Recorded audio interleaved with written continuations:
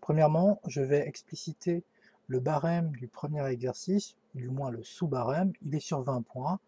C'est une question assez classique. On a 5 situations qui sont indépendantes et il est rappelé que chaque réponse doit être justifiée, sauf indication contraire.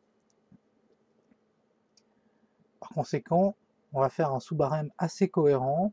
J'ai déjà regardé les questions et il me paraît assez évident que, au vu de la question 5 qui est assez longue par rapport aux autres, je pense qu'il y aurait un barème de ce type-là. 3 points sur la première situation, 3 points sur la seconde, 3 points sur la troisième, 3 points sur la quatrième et 8 points sur la cinquième situation. Voilà le sous-barème que je vais employer et je pense qu'il devrait être à peu près cohérent à ce qui a été proposé en première conciliation de barème.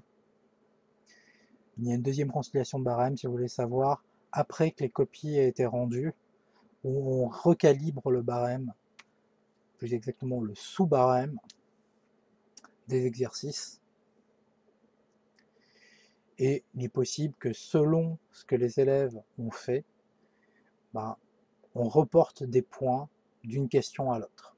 Donc ça serait le premier barème établi par un jury, tout simplement, et par ceux qui ont fait le sujet. Je ne suis même pas sûr d'ailleurs que la réunion de conciliation de barème ait déjà eu lieu, car celui-ci ayant eu lieu le 4 juin, en général les conciliations de barème se font 2 semaines après. Peut-être que cela n'a pas encore eu lieu.